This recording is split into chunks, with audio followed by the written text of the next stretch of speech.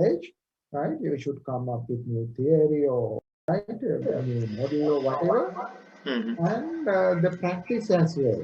Nowadays, unlike in all good days, nowadays, PhD is not valued if there is no any good sort of practical implication as Exactly. well. Because management is something by itself, management is something to do rather than something to learn. Okay? What Right. you learn should be able to, apply, Applied. use it in the real world. Therefore, as far as the significance of your topic is concerned, it should be theoretically as well as the practically, significant Contribution. topic, practically important topic. But as it depends on the nature of the degree, for example, PhD more towards theory, right? If somebody asks, is it 50-50? No, it's more than 50 for theory for a PhD. DBA, I am having a DBA student as well. For them, more practice, In like, practical aspects. yeah, Yeah. about 60% practice, 40% theory, like Right. that. But PhD is just reverse of the DBA. Yeah. Yeah. So therefore, it is important that I think you have started that to find a knowledge gap by reviewing existing literature in your area of interest. Uh, just to write, that may be the starting point to fill that time. If the gap is not that significant, just buying another, another study in different sample, different country, that has been there. It's true that in past, in PhDs, but nowadays we have to do bit more than that. It's not a replication Right. of, to fill the gap. Therefore, we have to be very careful in identifying the gap, right? Or the gap should be really significant. Somebody hasn't addressed that area or Right. something new to the world, so, according to current trends. But Right. it is equally important that we derive that, sort of question, research question, from the using the existing body of knowledge, both theory and practice. You can incorporate there the Right. practice as well to some extent to find the research question. That is the beginning. Just one more comment to think about the whole proposal.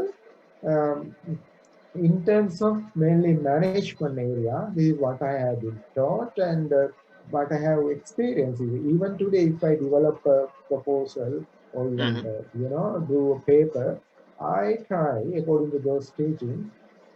I try to identify what are the antecedents, what are the consequences as well. I may be doing something in between, but we should know this process model Yep. basically, because to do something that is organizationally important, practically important, we need to be able to relate our concepts or the relationships that we explore to the mainly at least outcome of the company performance in the Right. category of performance on the one hand.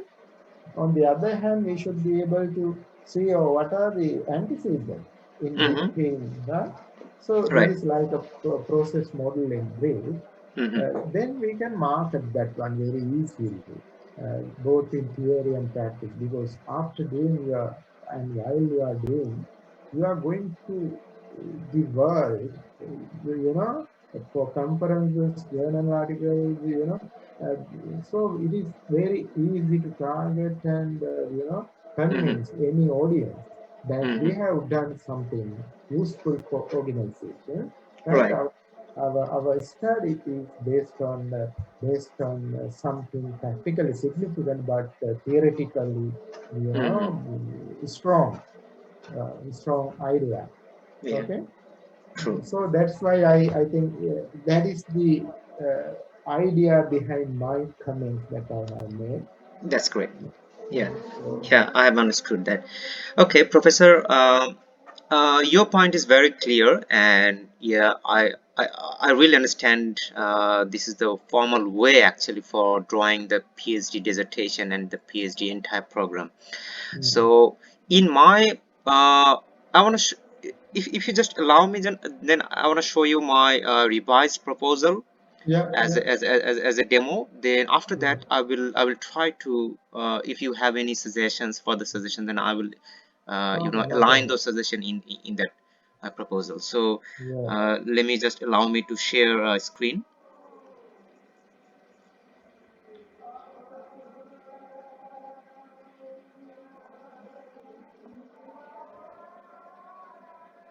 Okay, uh, can you see that, Professor?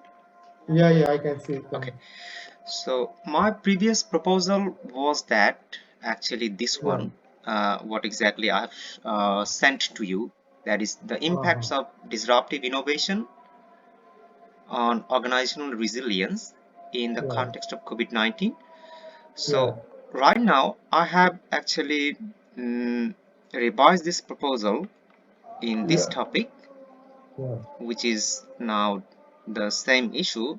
Actually, the context is different, but my Okay. exploration, the item of exploration is the same. I mean, the Yeah. impacts of disruptive innovation on organizational resilience. So let me Okay. tell you why I just try to draw these constructs in my model, in Uh-huh. my title. The Okay. disruptive innovation is very new, and Yeah. when just Clayton Christensen, he just theorized this issue, disruptive of innovation. So there are Okay. not so much study they have found in different industry aspects. Agree. Yeah. Though some previous studies have explored the concept of disruptive innovation and their impacts, but not so pervasive industry perspective. Uh-huh. So my context is the video game industry. Though Uh-huh. the father of this theory, I mean the disruptive innovation theory, Clayton, he has just tried to imply this concept on computer industry, automotive industry, uh, the extra, the very heavy light industry where the machinery is using in mining, in some big manufacturing unit. So I haven't found that the impact of disruptive innovation has been explored on video game industry perspective. So now the question Okay. is why I have selected this context. Because Yeah. video game industry is one of the most attractive industry sector, not only for incumbents but also for the new entrants, because every year it is generating pretty standard amount of profit growth, as well Okay. as the profitability. So this industry, the market size is growing, and there is Yeah. frequent symptoms of disruptive innovation is observed in this industry, in terms of video game. When we were very in childhood age, then we just go to a retail store, we just buy one or two coin, and on that retail store we just play the game. But this has Yes. been changed. Can I yes get this? Could you please just to get Model. an idea about are you have you got any idea about what is this industry's contribution to the world GDP or Yeah. like that? Yes, I have actually, yes, in this abstract I will send you, though. Yeah. Here you will find that. Here I Uh, can show you in 2018. Yep, um, this one. okay, that Okay. seems very attractive. Yes. Yes, it's around 75% revenue from international sales, facilitating over USD 360 million tax relief on UK. And in 2020, it is expected the market size would be around 49.305 billion. Okay, So it's that is quite. clear. Are you in your thesis? Are you targeting the U.S. market, or because when you collect data, is it what is the scope? Is global or your country or region, two countries or something like that? Because Actually, industry, yeah. yeah, actually, my target is to generalize this concept overall. So I will try to collect the data from global perspective. from global perspective, because using which media? Simply using which media? Just how to collect collect data? data. Okay, so let me show Yeah. you. I will in this model I will try to collect data by survey questionnaire. So Who are the targeted respondents? Business level managers. yeah, That. actually, my target respondents will be from top level managers, where, for example, the CEO, the head of the operation, the head of the marketing, and the head of the innovation and R&D decision maker. So that though they will be the top senior managerial positions. You get a few. I mean, few professionals or individuals in a particular company. You can target few. Right. Actually, That reduces, yes, the risk factor, yes, because CEO type people normally they don't have time to respond to this kind of. Then we should have plan B, C, D at least, right? Others in that case, yes, it's good at least. exactly right. Right. Actually, I planned for collecting data from two level. From first level, I will collect data from senior level management, where actually the disruptive innovation is coming from, and second Yeah. one is that I will collect data from the functional level or business level executive managers, whom Okay. responsibility is to just execute the decisions coming from the top order management. And Okay. after that I will try to compare these two kinds of response, I mean the composite results, using the difference and differences model, Okay. and I will also use the propensity score matching model Okay. for analyzing the data, because Okay. the top level management, they are just throwing the decision label, and the functional level manager, there's executing label. Actually, what functional level managers they are thinking, and they are passing the information flow to the top level management. This is very important. I mean the functional level manager, they're playing the gatekeeper role. Mm. So if the functional level managers, they do not have the proper similarity within the top level management, then there will be a strategic loophole. There will be a Okay. mismatching for policy making and the implementation. So Okay. this is my actually point of view why I have selected top level management as well as the functional level management for collecting data in my Okay. case. So Have you got sort of a model that yes, you can pick your topic in a particular, organization or industry? yes, exactly. Uh, Before showing you my model, I want to show you the okay. Yeah, yeah, you can see there is the vast literature review Mm. for designing each construct. I'm just going to show you model. Before that, I'm showing you the Yeah, okay, literature review. good, good. Yeah. Is my all those are very top tier journals, Okay. and mostly their research technique is case study method. Uh-huh. Here you can see the case study method. Mostly they have used the case study methods. So yeah, you can see, and qualitative approach. Yeah, here is 10 cases. So mostly I found around more than 50 uh, journal articles Mm. before before designing my model. So Okay. most of them actually use the case study methods for exploring their new ideas. So Okay. now let me show you the model.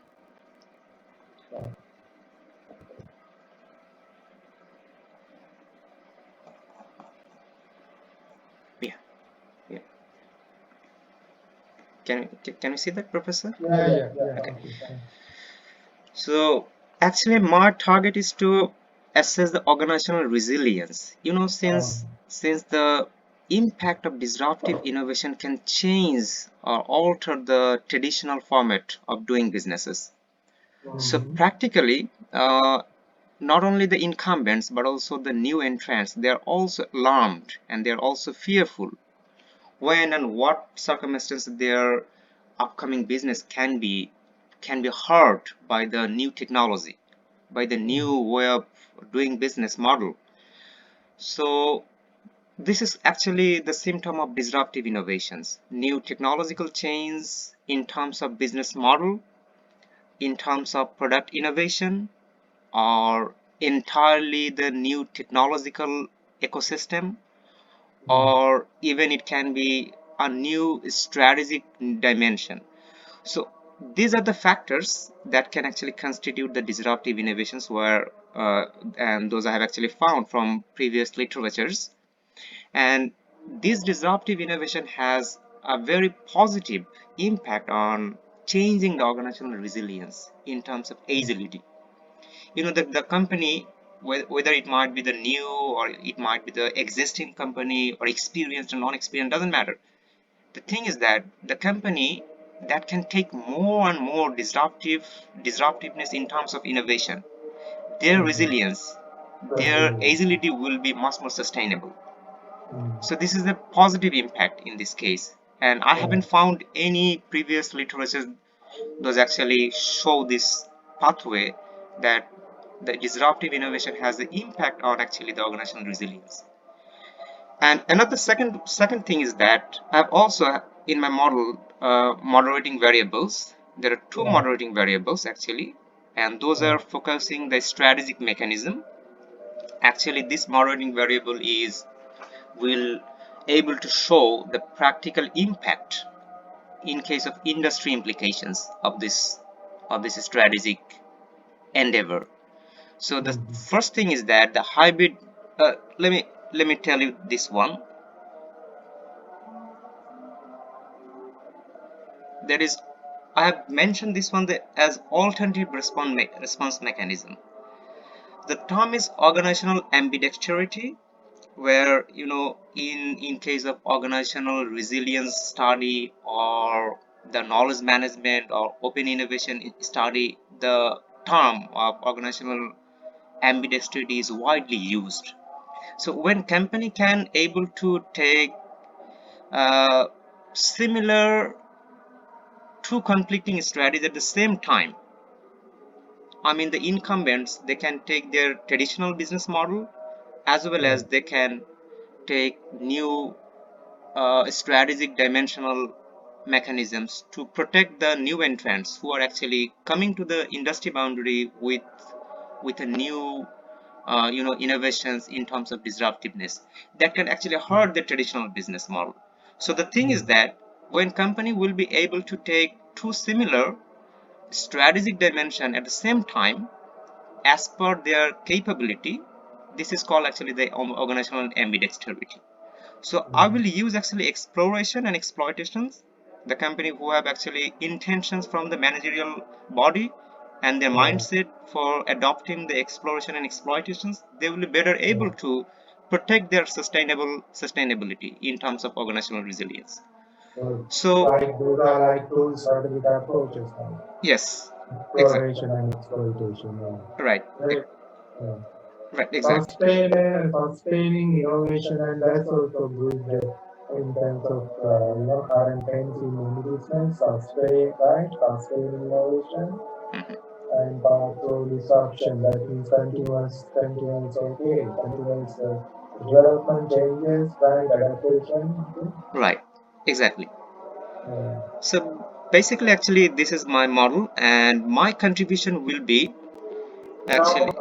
just one more thing, the resilience. This aspect, what are the other aspects of the resilience? You got one area here.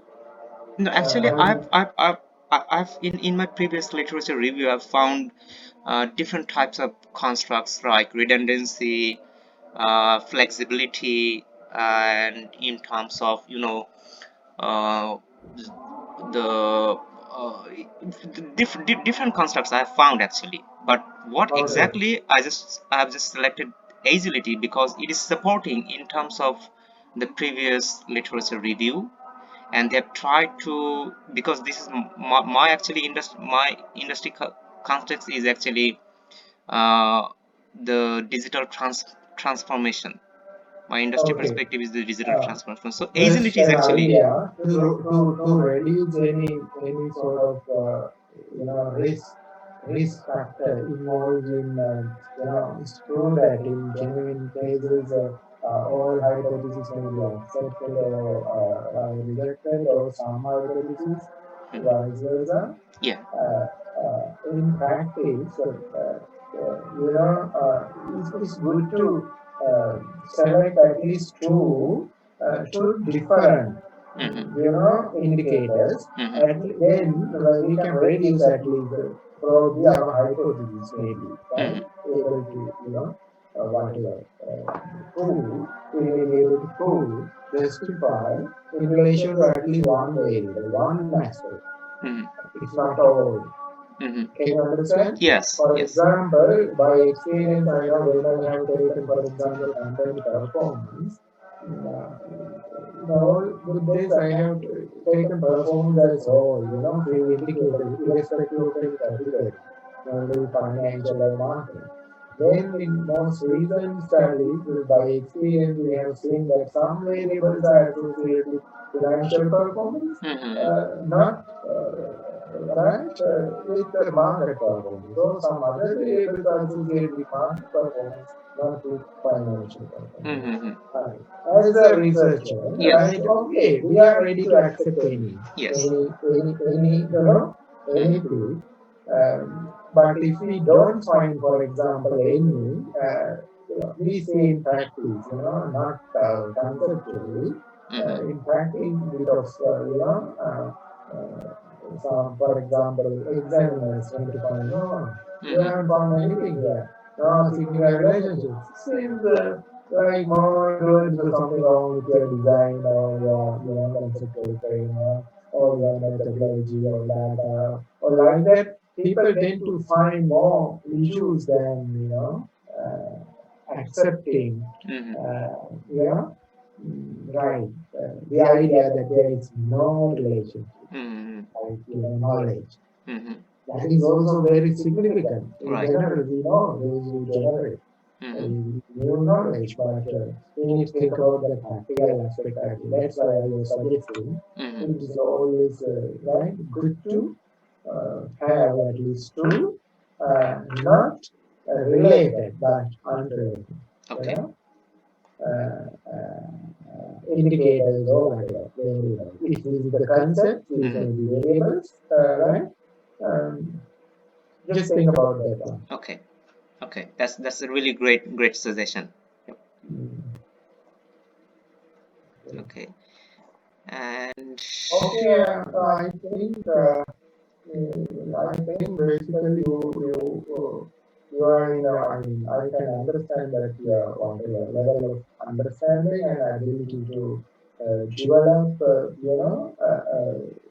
module and argue, and more importantly, many of these variables and relationships are definitely new. There is something new to the world that you can contribute. And have you had any sort of critical whatever review or analysis about the future of this industry? Because that is where, because you should be able to see this after, because you take about at least 4 years to complete 3 to 4 years. What would be your expectation of this industry growth? Is it, what is the industry life cycle? What is the stage now? Introductory or both or like that? And have you got any idea about? Yeah, actually, the industry is each and every industry actually they cannot ignore uh, the innovation in terms of technological change, product innovation, and their business model innovation. So each and every sector actually is encountering today or tomorrow or in future the impact of disruptive innovations. and Okay. and disruptive innovation is actually a big matter of whether it is denoting whether an incumbent is able to sustain their traditional business model, or they just go out from the business model, or they can get back from this traditional business model, and they can fight against the entrants and go beyond their business model. So Okay. What are the that's fine. There is no question about that model and innovation part, disruptive innovation part, and resilience part. I'm referring mainly to the particular industry. Have you identified what are the associated industry? If this is video game industry, what are the associated industries? Like is it associated with say film industry or leisure or tourism or like that? yeah, Education. yeah, I find that actually this is actually associated. The video game industry actually is associated in entertainment marketing industry. Anyway, For okay. example, the video game console. I mean, Uh-huh. this is a big market, video game console, Okay. and in one statistics is showed that the instrument or accessories of video game console has been sold more than the PC market of Dell and Asus in terms of the overall sales volume in this Okay. 2021. So this Okay. market is actually One growing. more. Yeah. That's great. Great. One more question in relation to that one is, have you played video games or just simple answer? Yeah, Have you had some experience? yeah, I have several Okay. experience. Okay. In terms of, now I am looking at this, ethics, visa, sustainability aspect, right? So from that perspective, if I look at this industry, do you think that right?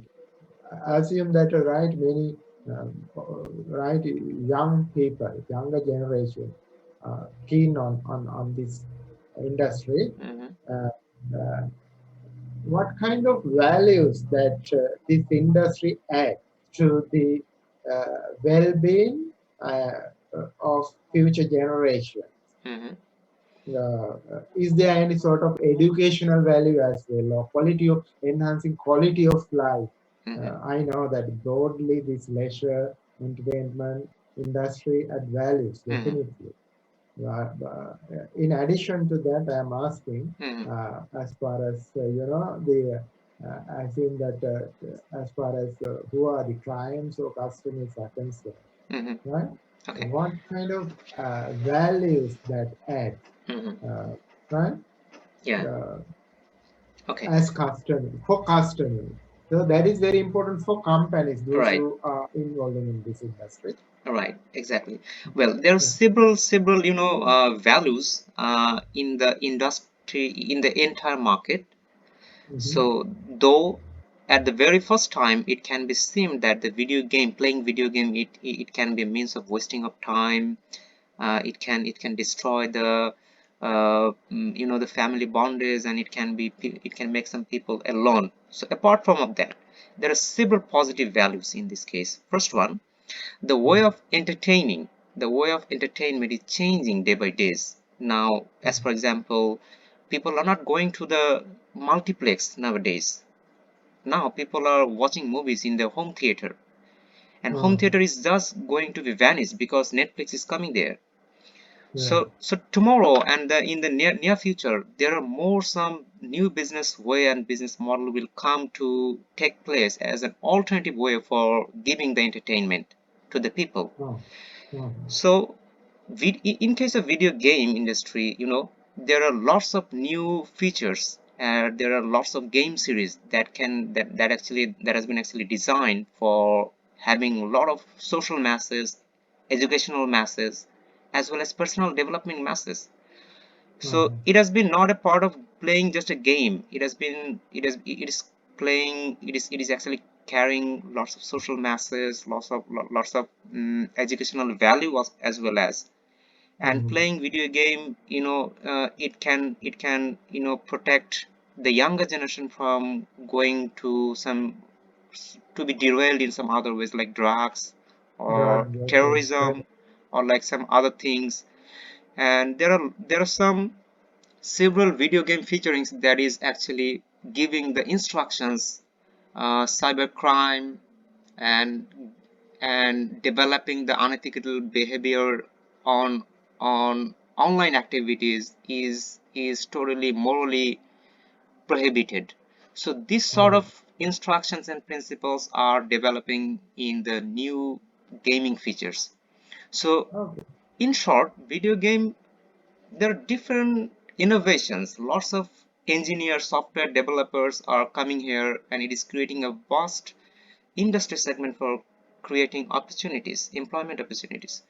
So Okay, ethical one issues are also. might, Hassan, one might, yes, that is really important. And when you explain that, I got the idea into my mind that the video game, itself may contribute to again innovation, because you may be able to develop some sort of innovative and creative skills among the Mhm, users, mhm. which in turn, right, may Right, indirectly or directly contribute to the innovation, disruptive innovation itself. right. Uh, One might assume that, right, in the selection process, or after about 1 year, you are every student is given the opportunity to present the proposal. you Mhm, know mhm, Within the first year, you develop further your proposal here while you are doing few research modules, research training modules. And right, in such situations, like at the interview or examiner's point of view, they might ask, okay, especially if you go for a model like that, you can incorporate inputs from such users as well mhm, to mhm. your model. Can you understand? So Yeah. that it is just after resilience. After resilience, right? What happened Mhm, at the end of the day to your target, customer? mhm, That is valuable. That adds a lot of values to these companies as well. mhm, Uh, because without having, I just a potential area to mhm, think, not at this stage, not at this stage. mhm, I know that kind of questions that some people ask. um, uh, I know that in case study type designs, right, mhm, uh, might facilitate more towards such suggestions, mhm, right? But I know, I also know that even in quantitative type of this hypothesis testing type of designs also facilitate if it is needed, right? mhm, Just have your broad knowledge in that area, read that area, you have definitely what is, fair understanding about what is required to defend mhm, any such things. If it is needed, just one possible area that you may maintain a bit of flexibility. mhm. Yep. Flexibility. Okay. Okay, that's great. I think you are. I'm happy about, right? Thank you. Your conceptualization, understanding overall, because my questions at this stage are very abstract, broad level rather Mhm, than very specific. Uh, Okay, how about your plan now? Assume that we can present this one initially to, start the process of enrollment or whatever. mhm, Assuming that before, right? I'll go through with this your, updated versions. mhm. Uh, just let me know what is your next step and timing and so on.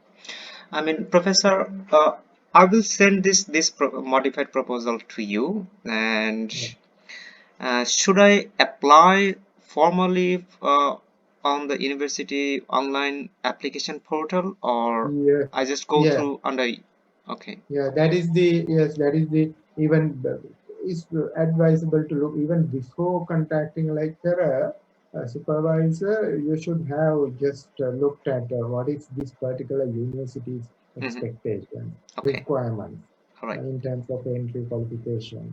Then within that process, yeah, one of such thing to do is to contact Okay. a prospective supervisor. Now, since you have already that one, you Mhm. can directly go to that, process where they have given every student a, a common type for a proposal and number of words, which number of words. As far as I can remember, if they have not changed very recently, it was about around 2,000 words, very brief proposal. But it should be, a balanced one. Okay. Right? A balanced one. This is what they are going to use to do any sort of interview process. Recently they have introduced, it's not only the supervisor who is going to, make a decision, but head Admission of committee. Team of they what I'm trying to say is this: they are going to use what you send, initially. That's why make it, precise. All right. But comprehensive. You need to give the impression that is a comprehensive and significant piece of work that you are going to do. Not in details like detailed aspect of methodology or but broadly methodological approach and why do you suggest and what is the relationship between that one and your research questions and objectives like that. So have a look at then those graduate research office website, which is a centralized body, is right. It has linked to different faculties website as well in research area. You may visit both first graduate research office, then if they direct that website direct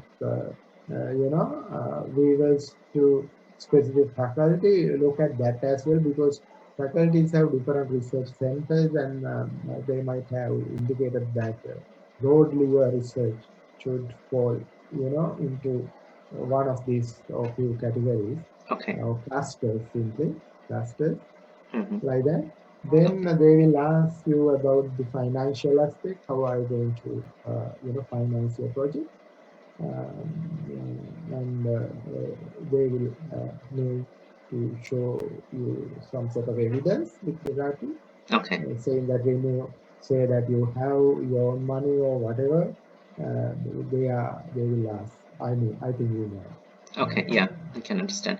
Professor, just one more query. If I get any option for putting the supervisor's name, potential supervisor's name, should I use your name on that? Of course, you are permitted. You are. I'm pleased to be. Okay, thank you. Thank you very much. No problem. Yes, because I see your prospectus. I normally don't give this kind of direct, but after when the process, even Yeah, students thank have you very given much. several times. So you have been able to prove that right, you can do something.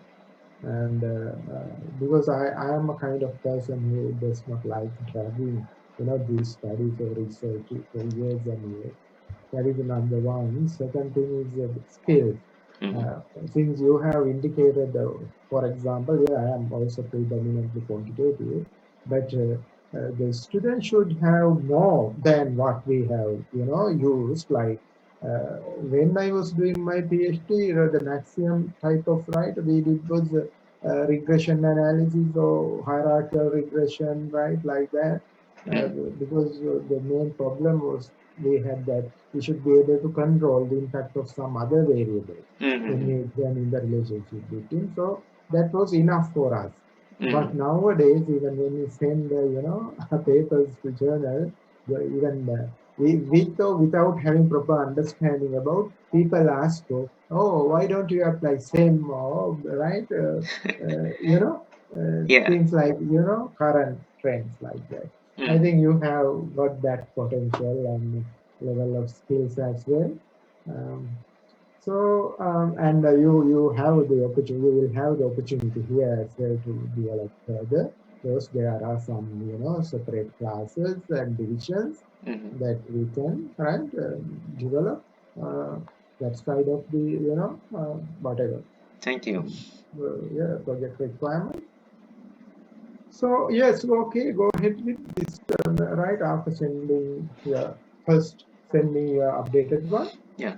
If there is any critical thing, I'll right, provide you with further guidance Okay. and start your enrollment process as soon as Yeah. By this possible. time, I will just look on the enrollment process and some other things, other requirements on the graduate school. Yeah, Yeah. yeah. And if there is any updated information, I will let you know. Thank you. What is the source of scholarship or fund that you had that you could use? Even what is that? I can remember that you had used three letters that stand for STC fund or something like that. Actually, I'm looking for the scholarship scheme. Uh, Yeah, yeah, but I'm not sure about the how much chances of mine yeah. to be I can win tell the. you the reality because I have been involving in not only that time but also in the Mhm, postdoctoral level, candidates scholarships process as well. For doctoral level, I think one good thing in your case is that you have got few good publications. mhm, It has become a must, a requirement because of the number of candidates with high level of qualification and experience with mainly publication mhm, uh, who applies for this kind of competitive scholarship. mhm, So I think you have some sort of potential mhm. there. So apply for that one with your publication. Okay. If you can win, that is like one fourth of your PhD. I would say that is right Mhm, because of I know the competitive process. mhm. Yeah, I can understand. Very recently, I can remember that there was a candidate who is a postdoctoral candidate who did his PhD in the UK, and there were about around 25 with publication, well standard, Oh. and the governance experience, teaching experience, very new area, like cyber security, for example, Mhm, area could not, even I could not believe. Even here, the dean, I talked to that dean before, mhm, confirming my concern to the candidate. Even at that time, she encouraged me to yes, go for that one. We did mhm. not have any postdoc candidate at this, like this before. But at the end of the day, I could not. Could not. Then I asked, oh, what happened? We had much better candidates. I see. Can you understand? This is the reality. Yeah. That is the most recent experience. Mhm. Okay. Most recent experience. So highly competitive because many I know that even candidates from US, Europe, Southeast Asia, South Asia, and other part of the world Mhm. also they are applying for universities in Australia for some other reasons. I know that even academics from European universities. So that has become more and more. That is Yeah. the reality. But nothing wrong with trying that one. What is your plan B in case? In Plan B, yeah. Actually, I'm heart and soul. I'm trying to get the RTP first, and secondly, I will try to look on the self-funding, but that would be quite challenging for me. Yeah. So that is option B actually. Mm. Mm, yeah. Uh, um, Although it's not a promise that right when you since you have been in academia Hmm.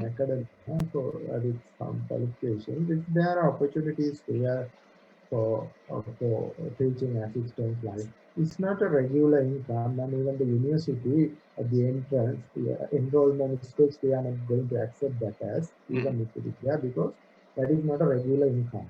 Hmm. It depends on the terms time Availability. and the availability of tutorials mainly, right? Hmm. I have been able to help some students in the past, but you get the chance in one trimester, not the other, like that. Hmm. Very irregular, Irregular. very irregular, but although it supports at least to cover some sort of living expenses as well. Mm. Such opportunities, I'm not going to say no, but there will be such opportunities Mm-hmm.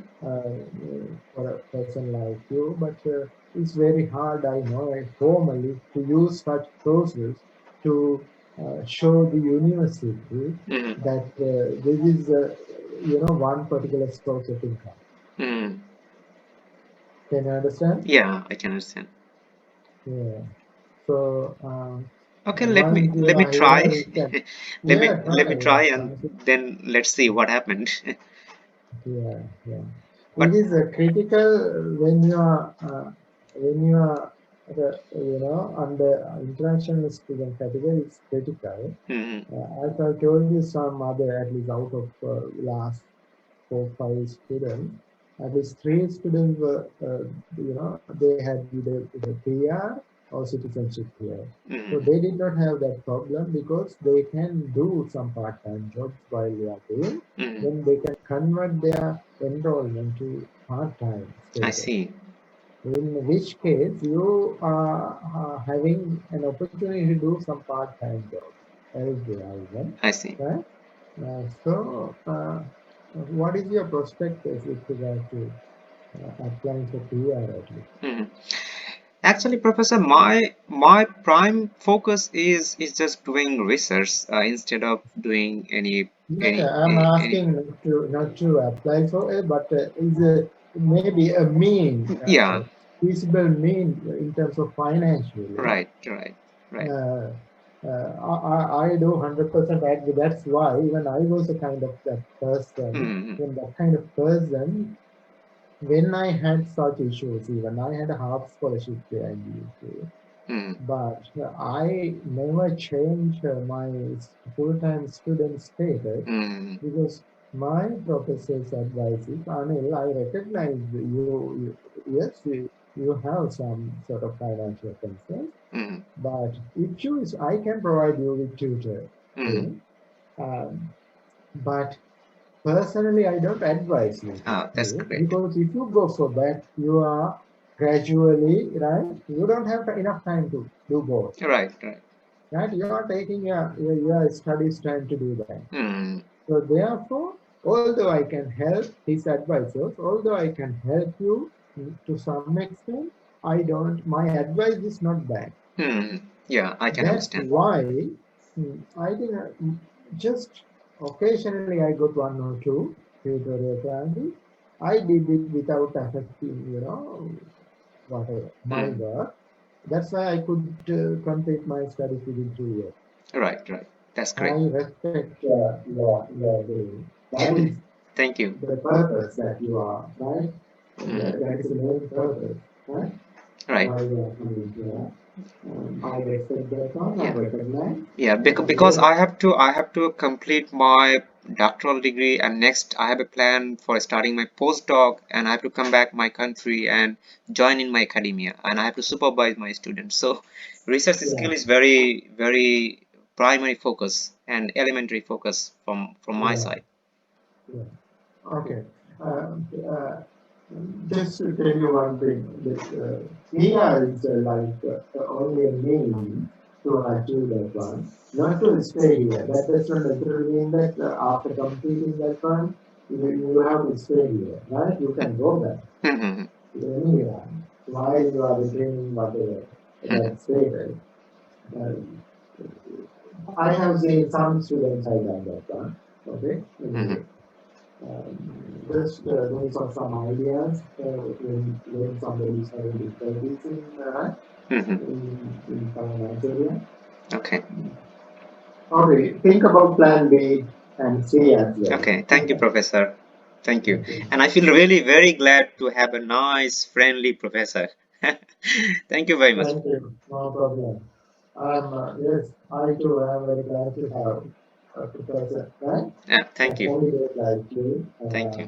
because of your background and the approach, the way that you try to handle things, uh, are good. Okay? Thank Uh, you. that's a motivator for us to help in whatever way that we can. Okay? Yeah, sure. Then hopefully, thank you for your time and best wishes for your run, PhD run. Thank you, Professor. Effort. So, Professor, If needed, we can organize another session. Okay, thank you. Thank you. Okay, good night. Okay, thank you, Thank you Professor. very much. Have a good day. Have a good day.